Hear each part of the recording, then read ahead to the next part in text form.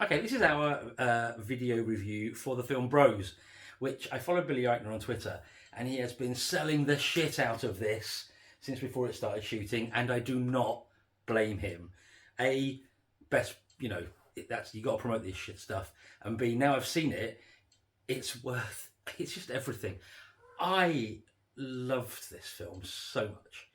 Such a positive, amazing, feel good, funny, romantic, heartwarming film. Just so much I loved about it. Got a bit of a soft spot for Billy anyway. You know the one.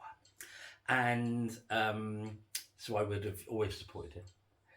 Oh no, yeah, it's definitely a look. I'm not going into it. It's a bit just yeah. And don't.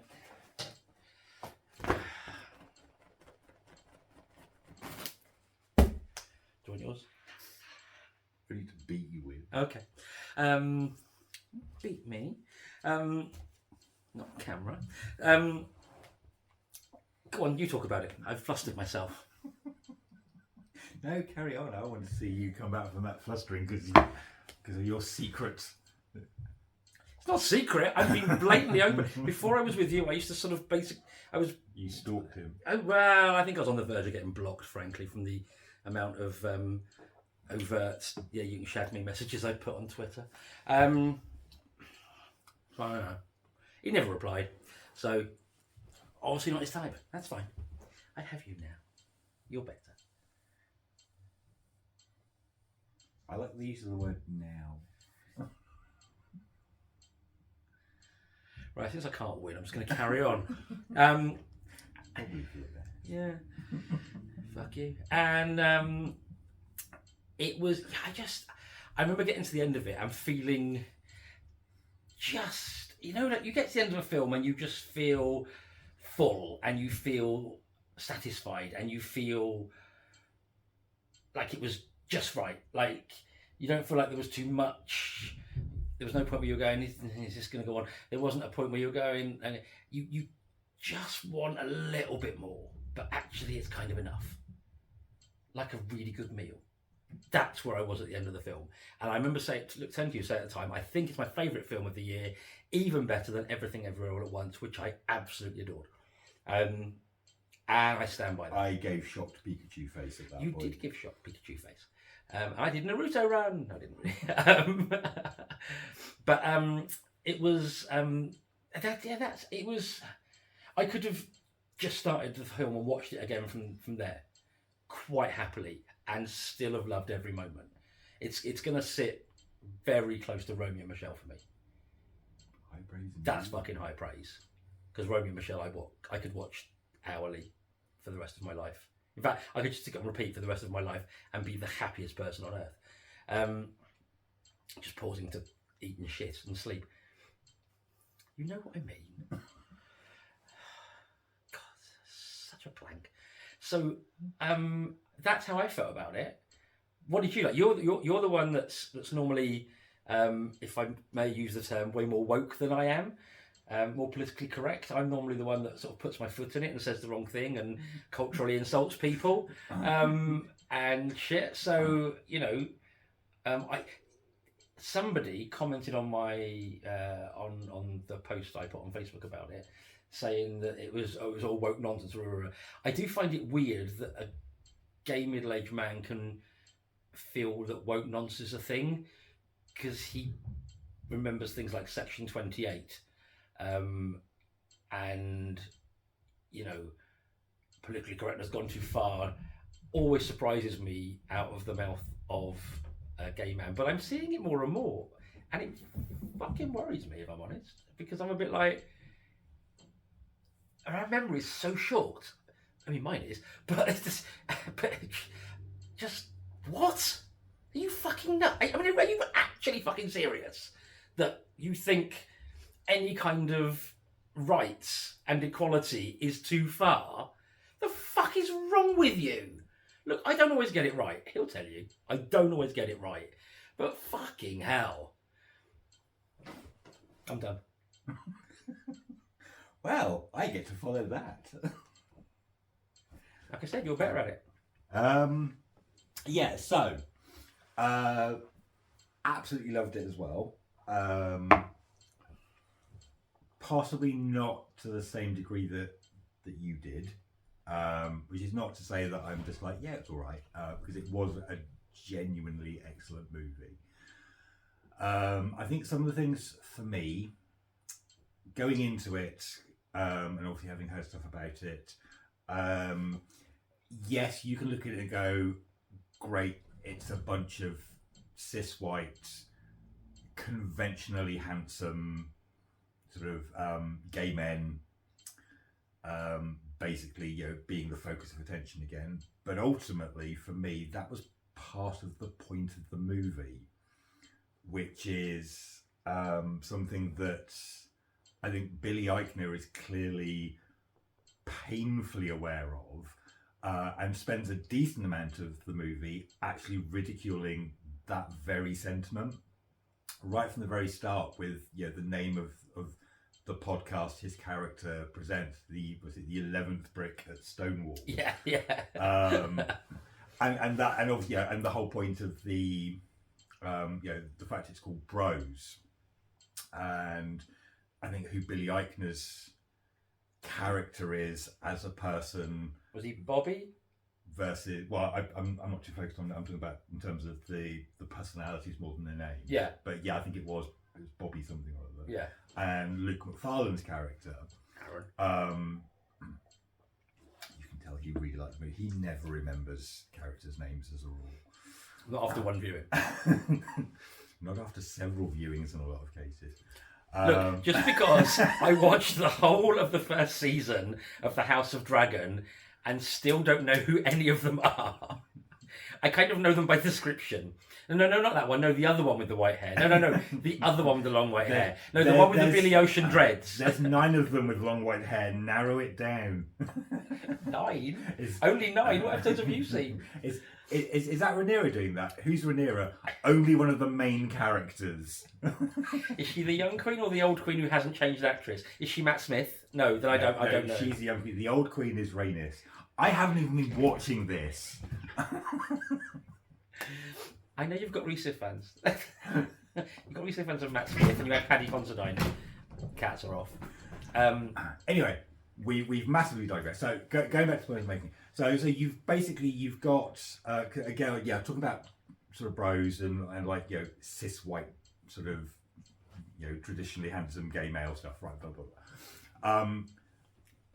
The whole point of it is they are blatantly taking the piss out of that, because you've got Luke McFarlane's character Aaron, who is absolutely the stereotypical embodiment of that kind of what I would consider something that's become, I think, very prevalent in certainly the sort of probably more the American scene because of the cultural references. But the bro profile, the no fats, no femmes, no Asians type mentality, where it's all cookie cutter, gym sort of built, Dude, traditionally handsome dude. You're not effeminate. It's all of that sort of stuff.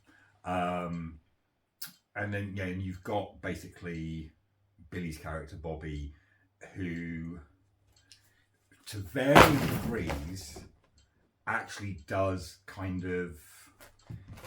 It's kind of interesting because I think that's part of the movie for him. It's his struggle with that type of identity, because that's absolutely very clearly the type of guy he goes for, whilst also simultaneously hating that type of guy. I just remember his hookup with the guy from the gym. Yes. Which happens later in the movie. I forgot where I was going with this now, so over to you. But it is. So he's kind of just trying to find his place, isn't he? Right. And I think what this did for me exceptionally, bearing in mind, you or I haven't had any kind of regular or close contact with any kind of gay scene or crowd for oh god, Charlie's back on by the camera. We had this in the last video. Sorry about the seasickness, people. For ever. You know, the last time I was regularly going out was the 90s, frankly. Well, you were never really one for the scene. It wasn't a big deal to me. But then, you know, I sort of went through a period where I'd go up to Manchester like a couple of times a year, and we'd like go out to the village and then go to Poptastic and yada yada yada yada. And there was like a massive crowd of us, and we would get together, and we were all from all over the place and blah blah blah blah. But there's kind of a weird fundamental aesthetic and glossy overlay to the gay scene that I don't think has changed since the 70s.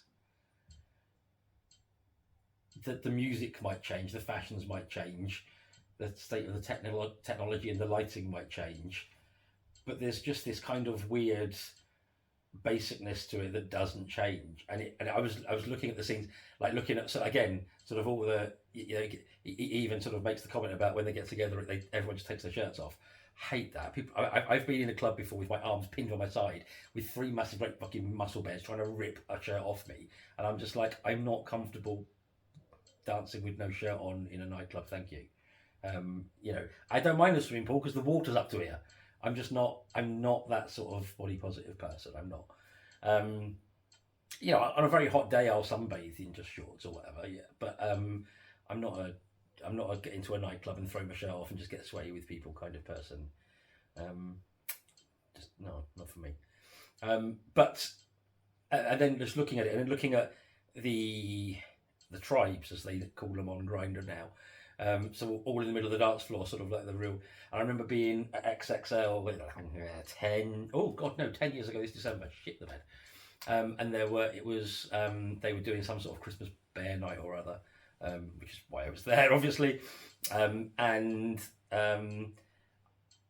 I do get to go clubbing, I love to dance, but I'm a kind of dance like no one's watching kind of person, and don't care. To see all of these people not really dancing but barely moving, but it was all like literally this, right? And I'm just like, oh, sit down. There's no point. What are you doing? You're barely moving your arms, and it was the constant looking around to see who was looking. And then you saw that in Bros. You saw those people in the middle that were peacocking, barely moving. And then I've spent many a time feeling like the wallflower, I guess. Feeling like I don't quite belong here, so I'm going to go and stand on that balcony up there, which is what Billy's character seemed to be, certainly at the start. Do you know what I mean? When he was up on the balcony with his friend, with his pal, and you know the guy came up to him, and the only two of them who still have their tops on, and probably like t-shirt and shirt, and I think, and then looking at how it's various scenes of talking to. I mean, they sort of name dropped a few of like the grinders and whatever else. Interesting. I don't remember him mentioning Growler or Scruff. No. And I would say over here, that's your top three: Grinder, Growler, Scruff.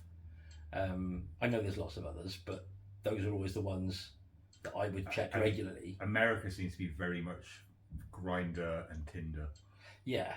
Well, see, for me, Tinder's straight people. Not so much these days. No, I know, I know that, but weirdly. For me, but it was kind of like, you know, the amount of straight people that used to say to me, "Oh, why can't we have a Grinder?" I'm like, "Because you're straight.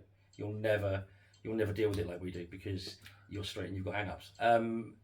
Yeah, because gay people are so well adjusted. Absolutely not. But we do not have the hang-ups about casual fucking that straight people appear to have, but they don't actually really have if you just drew a tiny bit below the surface. A whole other video. So, but actually, before we go on, because that's a really good point that you raised there, which is also, I think, the fact that, again, on surface level, you know, certainly gay men, as the predominant sort of perceived stereotype, Although I think again that's changing as I think people generally across the board, regardless of sexuality, are becoming more sex positive in terms of how they approach sex, how they talk about sex, how they deal with things like asexuality and demisexuality and grey, ace, and all that sort of stuff. But I think that's one of the things that this film was actually really good at picking up on, which obviously does feed into the rom-com element with the queer twist, which is I think if you get past the surface level, it kind of showed that just being queer also doesn't mean that you don't still have hang-ups about sex, hang-ups about relationships, because that's one of the fundamental themes of this movie, is that you've got two people who have massive hang-ups about relationships. Yeah. And obviously relationships and the format that they take is a huge thing in queer circles. I think partly because of the whole sort of, I suppose in a weird kind of way, perception, and almost sort of weirdly societal and group pressure, because it's something that you actually get to see in other movies, things like Fire Island, where one of the main characters actually, because he bangs on stop being heteronormative, stop being this, stop being that, like it's again like you have to be different to heteronormative straight society. You can't be monogamous, you can't be you shouldn't be getting married, you shouldn't want this, you shouldn't want that, because that's what the straights want, which kind of generates its own batch of hang-ups. And like, if you don't feel this way, I'm not being a good queer, because I should be out having threesomes or being sort of polyamorous. But how can you ever expect equality if you insist on being different? Yeah. But I think that was one of the key messages for me about this movie, is that it's kind of in a way trying to break boxes, and we all put ourselves in boxes, and we're all put in boxes by other people, and it's kind of looking what? No. What? Lots of boxes, so many choices. Bjork. French and Saunders. Yeah. Dawn French Bjork. Yeah.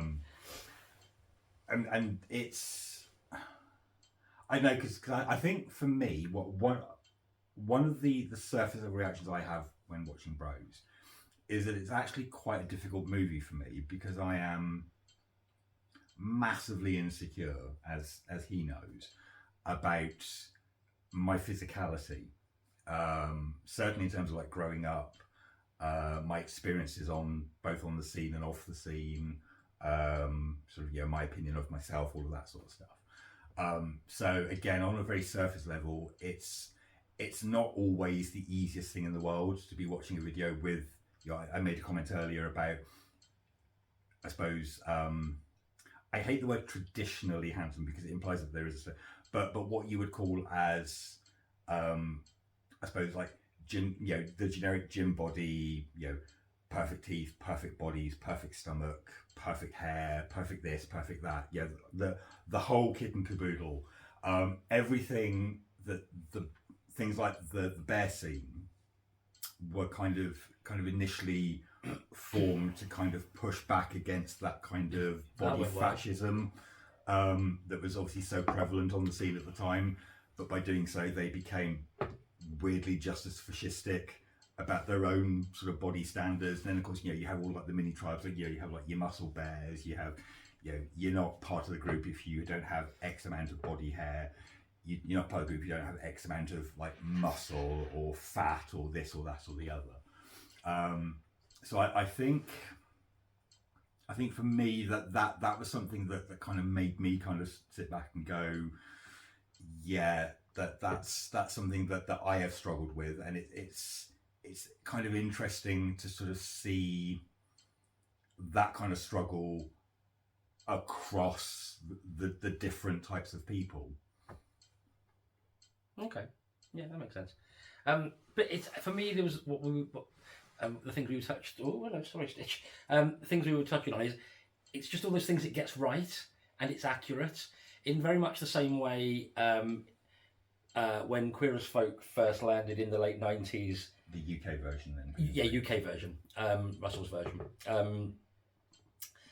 I was watching it and going, right, this isn't my life. I don't live this life because I don't put my life around going out. But I've been in these pubs and I know these people. I was watching this and I felt weirdly closer to these characters than I did some of the others, because you've also got, we've not really touched on, you've got the foundation board at the museum. Yes. That's got full representation of gay man, lesbian woman, trans gays, trans things, the bi guy, non-binary, the non-binary. So it's got like a full representation, but that's done, and God knows that's a talent in itself, because it's written humorously in a very gently poking fun way, but while also actually being quite reverent. It's no way is it insulting at any point. And that, I mean, hats off to, I can't remember the other guy's name, Billy Eichner, and wrote this with somebody else. I can't think of the other guy's name, so my apologies to the other two. Wow. Hell, I'd love to have that kind of writing skill. Because they do it really. And you've got, I can't think of the cast members. One of them's I think he was like the dean in Community, the bi guy. I think that's what I know him from. I might be wrong. And then you've got Dot Marie Jones, who I knew from Glee. But what was it? What was it she says to get the lesbians out? Oh, was it lesbians disperse? Yeah. And yeah, but that's the thing. So you've got this self-deprecating humour, and this gentle ribbing and piss taking of, oh my God, what's our community like as a queer community, along with these really heartfelt messages, and pushing all of these sort of positive agendas forward. And it all just blends together seamlessly in this 90-minute, I think it's about 90 minutes, script. I think that's why it's such a favourite movie of mine instantly, because of what it achieves. Because, you know, most films do one of those three things. This does all three and nails it. I think one of the things that I absolutely loved about this, because it was a comment that Paul made while we were watching the movie, where Aaron talks about why he likes Bobby. Bear in mind, Aaron is Luke McFarlane's character, the gym dude bro, very traditional sort of borderline toxic masculinity traits, all of that sort of stuff. And obviously Bobby, very high strung. You know, Billy Eichner being his angry camp best a lot of the time. I just remember something else, God. And that there was basically, Aaron makes a comment about the reason why he likes Bobby as a character is because Bobby constantly challenges him. And someone made a comment that's like, ring any bells? Which, I hadn't thought about at the time. But what it kind of led me then into was there's a bit further on where Bobby kind of opens up about himself, why he's this type of, very fuck the world, in your face, confrontational sort of person. And he does he does so many brilliant sort of monologues about his queer experience as a character growing up. And you do have to wonder how much of that is kind of Billy Eichner's personal experience. Or, to be fair, given it was co-written, again, who name I also don't remember, but the other sort of... I'd look it up on my phone, but, we're filming through it. Yes.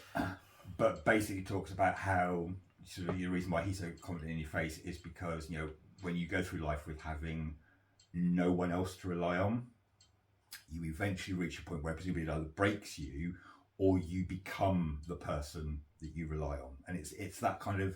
Which again is part of their issue there, that sort of extra. I saw that, by the way. That extreme sort of, in a weird kind of way, self-confidence is born of a need to be absolutely self-reliant because you've not had anyone else in your life that you have been able to rely on.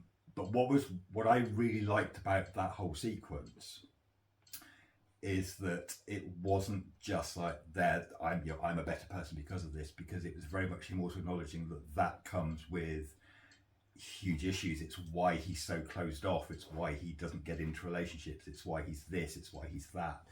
It's very shades of grey. It's not which I think is again kind of one of the aspects of toxic masculinity, which is very much the stoic male, and and this is a good thing, and it's not. It's really sort of emotionally damaging, and it's what kind of leads to a lot of the issues that we are seeing today, and a lot of the pushback we're getting, because people don't like to be challenged and made to feel uncomfortable.